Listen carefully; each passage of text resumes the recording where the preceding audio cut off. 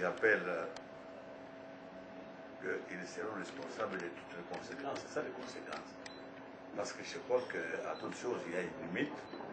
Et si nous exagérons, si eux exagèrent sur ce plan-là, nous serons incapables d'empêcher cette politique-là. Et les conséquences, c'est justement la révolte du peuple congolais. Et ça, nous ne savons rien.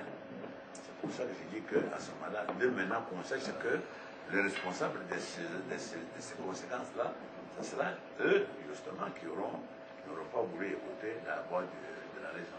Chotone TV, c'est aussi une chaîne des communautaires de la communauté congolaise à travers le monde entier, surtout du peuple congolais. Comme d'habitude, vous savez, notre style, c'est aussi de dévoiler les petits secrets, les grandes lignes cachées. Donc, ce qui est caché entre les lignes. Donc, le président était clair.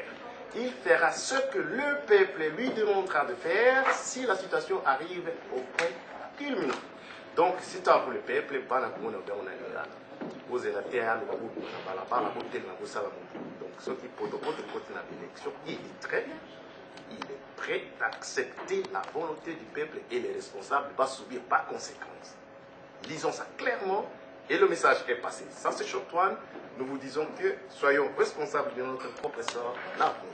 Oui, Président, c'est très profond ce que vous êtes en train de dire. Alors, la population du pays, comprenons que la diaspora, il y a quand même un petit pain sur la table tous les jours. Le peuple congolais, lui, déterminé à ce changement, vraiment à fond. Il ne pas le système qui est toujours combattu, condamné depuis toute la corruption. Ces gens-là sont à la merci de cette opération diabolique. Une fois, les représentants de certaines forces vives de notre pays, des régions,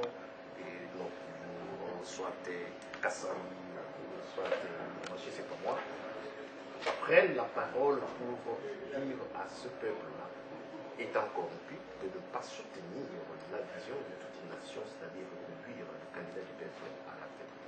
Et cette situation-là va pouvoir peser sur les élections. Est-ce que le peuple congolais, qui vous suit à ce moment précis, qui vous connaissez, parce que vous êtes avec le pays, est préparé pour surmonter cet obstacle?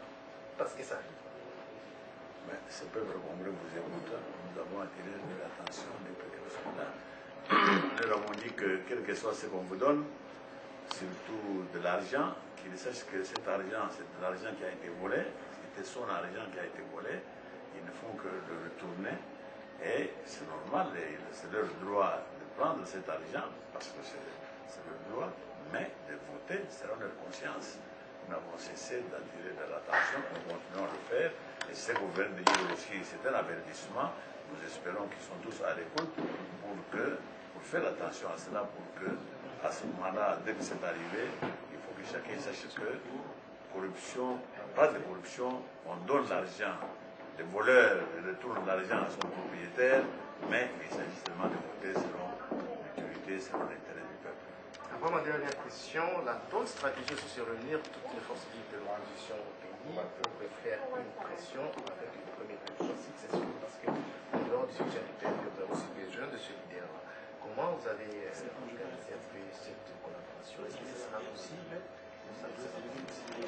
Ce sera possible parce que le principe est admis. Dès mon retour en décembre à Kinshasa, j'ai appelé toutes les forces acquises au changement de se trouver autour de moi pour que nous puissions faire un front commun pour faire front à ces élections-là.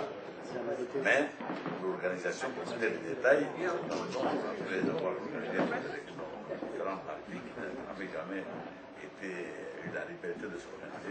Une fois que nous avons organisé le parti respectif, nous avons entamé la deuxième étape, qui est celle de négocier pour concrétiser ce principe que nous avons déjà accepté, que nous allons avoir les candidats communs contre le candidat de l'histoire. Oui, papa, vous êtes en Angleterre, mais il y a aussi un opposant congolais qui est son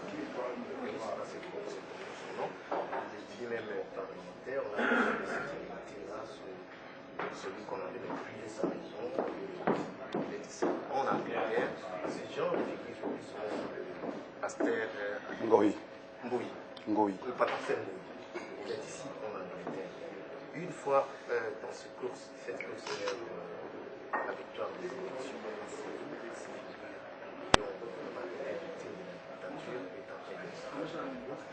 s'est demandé aujourd'hui à l'IDPS de déposer de tout son poids pour qu'il revienne à ses responsabilités une fois que Dieu va pouvoir servir le peuple. On n'a pas demandé ça, c'est son droit. Il n'a pas demandé à ce qu'il revienne au pouvoir. Il en est écarté parce que maintenant ceux qui sont au pouvoir sont contre lui.